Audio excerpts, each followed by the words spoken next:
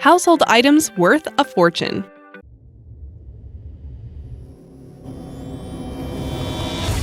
Hey everyone, welcome back to Talltanic. I'm your host, Alexa. The holidays are fast approaching and sometimes you start looking for ways you can make some extra cash. Today is all about the things you might be hiding away in your closets that could get you some extra spending money. Actually, very recently, I found one of these things in my own house. I could never sell it, but let's see if anyone can guess what it was down in the comments below. Retro video games.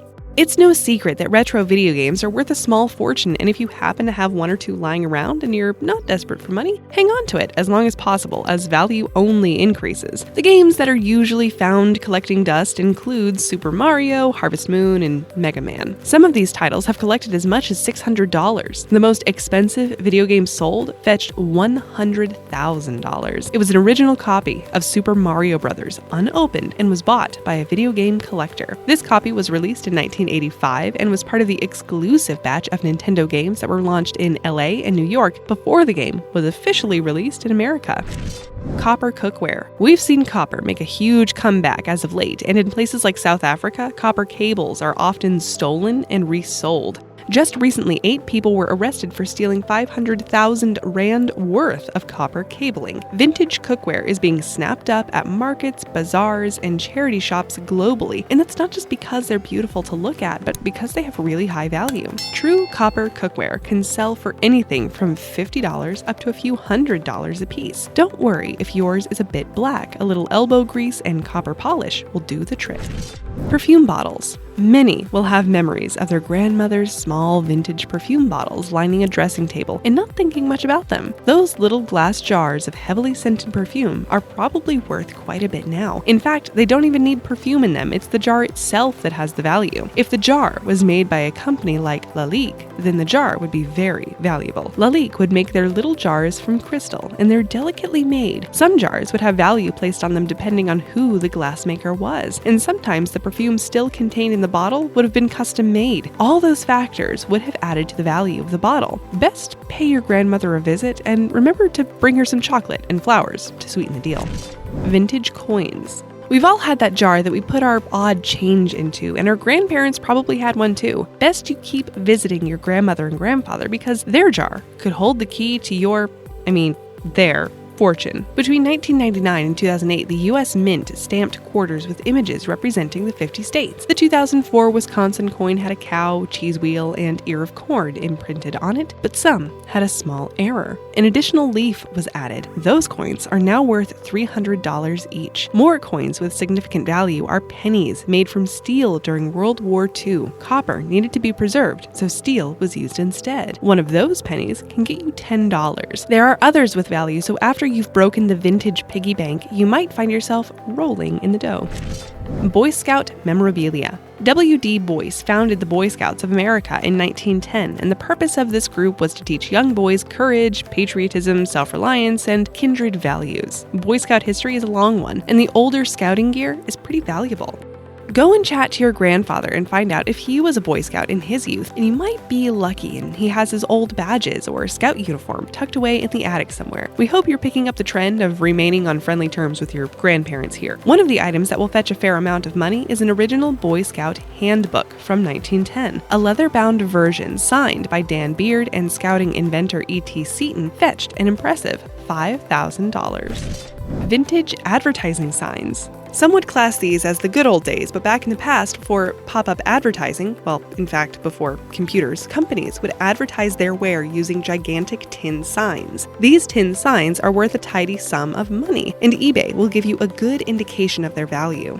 Eric Bradley, author of Picker's Pocket Guide to Signs, says that the current record-breaking price for an advertising sign is $165,000. It was for a Rock Island Railroad reverse glass sign, and it was bought in 2011. The sign was from 1890, and it's thought to be the railway's first sign. First edition books.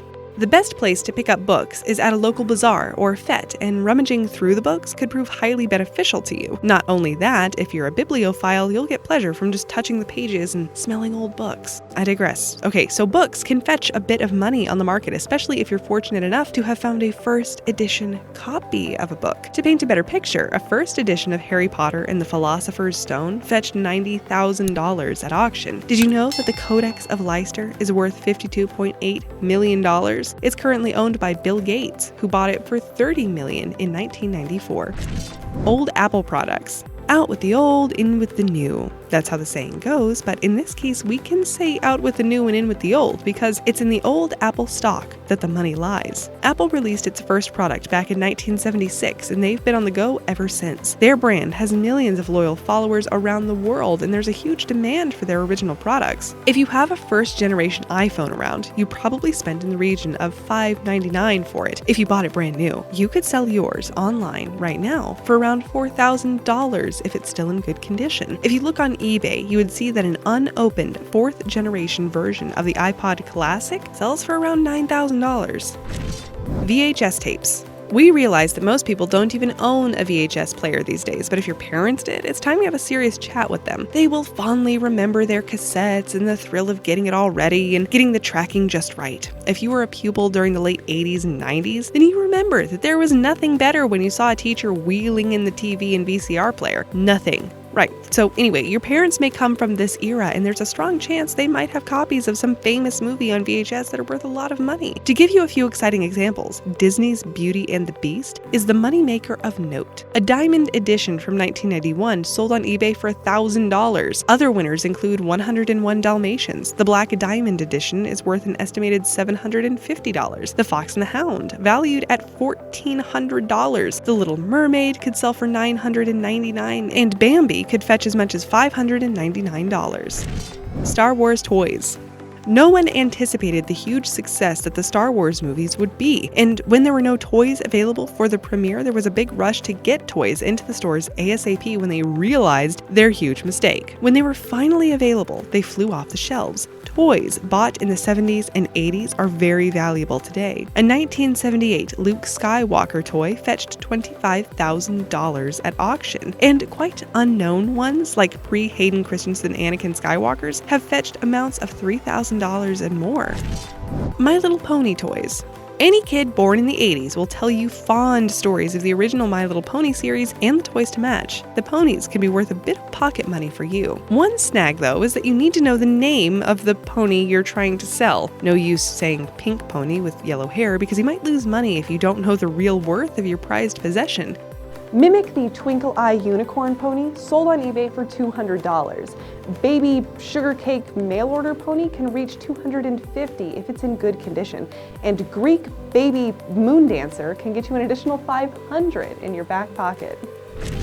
Vintage concert tees. Were you fortunate enough to head to a Nirvana concert? Or perhaps a Michael Jackson tour years ago? No doubt you're hanging on to your concert t-shirt, but if you're strapped for cash, you might consider selling it. Of course, if the artist is not alive anymore, the apparel will fetch more money. A Michael Jackson concert tee from 1984 once sold for $1,000. A Prince muscle shirt promoting his Purple Rain album sold for $1,500. Gift cards.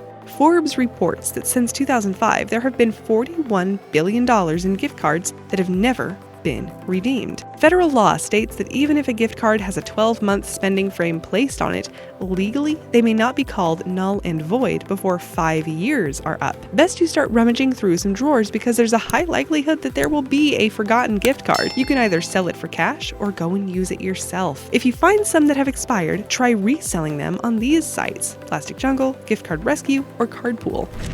Christmas ornaments. We're not talking about the ones you see in the stores every year, but rather vintage Christmas ornaments that have probably been in your family for generations. Some decorations have brought in up to $18,000. Depending on size, color, and condition, ceramic Christmas trees from the 70s and 80s can get around $250. Hand-blown glass ornaments are worth a lot. For example, there's a German range of ornaments called Kugel. Kugel means round ball, but these ornaments were shaped like grapes, berries, pears, and teardrops.